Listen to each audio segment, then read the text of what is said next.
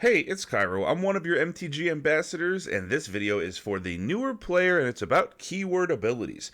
Now, Magic the Gathering is a fantastic game because it's easy enough to learn, but also complex enough that it offers near infinite possibilities, formats, and caters to every playstyle, and that's why we love this game. Today, we're going to go through keyword abilities that are going to help you the most in your Magic the Gathering experience to get familiar with it as quickly as possible. Now, thank you very much for watching, and thank you to Wizards of the Coast for sponsoring this video. Let's jump right in with number 10, flying. A creature with flying cannot be blocked by a creature without flying or a creature without reach, which we'll get into in a moment. So flying is an offensive ability, but a common beginner question is, can a creature with flying block a creature without flying? And the answer to that is yes.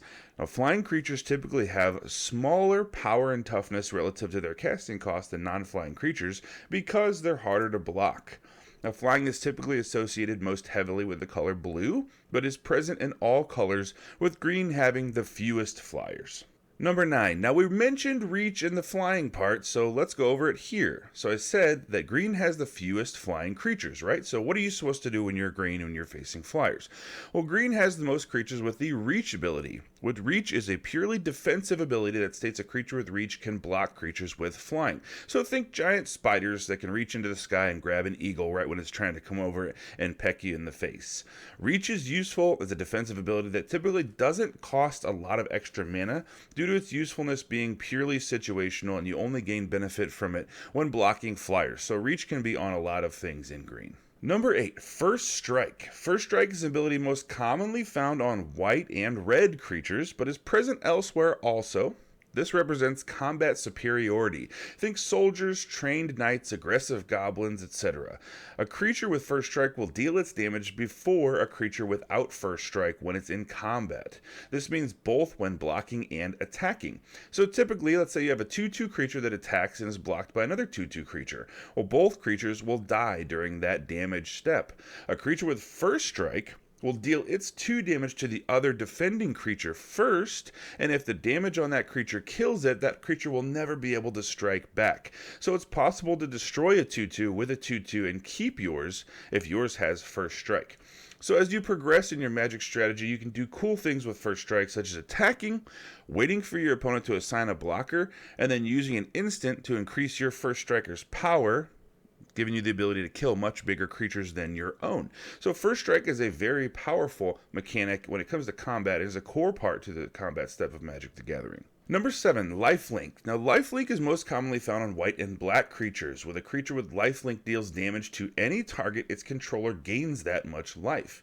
Now, Lifelink creatures are fantastic against aggressive decks that want to reduce your life total to 0 as quickly as possible, making it harder for them to win, because if they're trying to get you from 20 to 0, and all of a sudden they have to get you from 30 or 35 to 0, it's very hard for them to do that. There are even decks that are fully built around gaining life, using effects like whenever you gain life, this thing happens. Lifelink is also relevant when making creatures fight or having creatures deal damage to things outside of combat. As long as that creature deals the damage, it doesn't have to even be in combat, you gain that life. Number 6, Trample. Trample is an ability most commonly found on green creatures. Now, Trample is a purely offensive ability that allows excess damage to be assigned to the defending player if it surpasses the toughness of the blocking creature. So let's say without Trample, you have a 10/10 creature, and you attack, and they block with a 1/1 creature. That kind of feels bad, because you're like, well, I dealt 10 damage to that 1/1 creature, and that 1/1 creature is definitely gone, but I didn't get any benefit off of the other 9 damage. If you have a 10/10 with Trample, you may deal 1 damage to that creature, because it has 1 toughness, and pass the other 9 on to the opponent. Now, that's a huge difference. But it's important to note that you may not pass excess damage to the opponent without first assigning all the damage needed to destroy that blocking creature. So let's say they had a 1/9, you're able to assign 9 damage and then pass 1 on. So it scales with the toughness. Number 5, Death Touch. Death Touch is most commonly found in black, but fairly prevalent in green as well.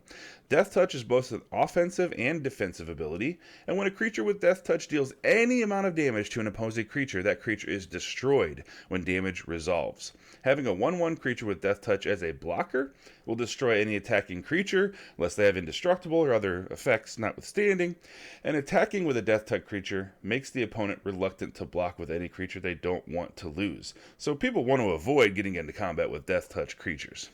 Number 4, Vigilance. This is most commonly found on white creatures, and it represents the creature that is always being ready to attack or block.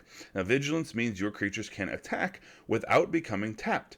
So, on the face of it, that means you can attack and then the next turn they're available as a blocker, but it also means other things. If they have, let's say, an ability that causes them to tap, you can attack. Since they don't tap when they're attacking, you can then use that ability by tapping them later. So Vigilance is very, very cool and it's very handy as well as First Strike in combat. It's one of those really good combat abilities. Number 3, Haste. Now, Haste is most commonly found on red creatures, but all colors do have creatures with Haste.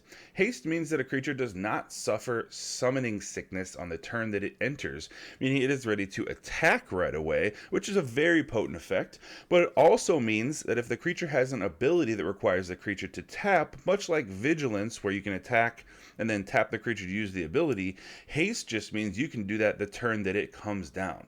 It is a very potent ability for aggressive decks that want to win the game quickly, but also if it's found on large creatures that later on with controlling decks want to just come in and hit somebody for a bunch of damage or do some powerful effect, Haste is very good because it allows the ability to be done right away. It's not going to be predictable. So if you have it on like a 6 or 7 drop thing, it can absolutely win games. Haste is a very potent combat ability. Number 2, Flash. Flash is a creature ability most commonly found on blue and white creatures, and Flash simply means you can play the creature at any time you'd be able to play an instant spell. So Flash is useful for bringing in maybe a surprise blocker after they attack you and they think that you don't have a blocker. All of a sudden you flash in a 5/5 and you've got a nice blocker there. Or flashing in a creature at the end of the opponent's turn can leave it ready to attack when it comes around to your turn, sort of making it feel like haste if you do it when they're getting ready to end their turn. Number 1, Hexproof. Hexproof is perhaps the greatest of the defensive abilities. A creature with Hexproof cannot be targeted by spells or abilities your opponents control, meaning that all single target removal or things that they want to do to your creatures, destroy, exile, tap, all these things, they can't do it to your creature with Hexproof if it directly targets it. Now, it is important to know that when an opponent casts a spell that says something like destroy all creatures or something like that, the Hexproof creature is still going to be destroyed since it wasn't technically directly targeted. But that being said, nullifying all of your opponent's single target removal spells is very powerful. Thank you very much for checking out the video today. I hope it was helpful. If it was, consider subscribing and hitting that thumbs up. And thank you again to Wizards of the Coast for sponsoring this video, and I'll see you next time.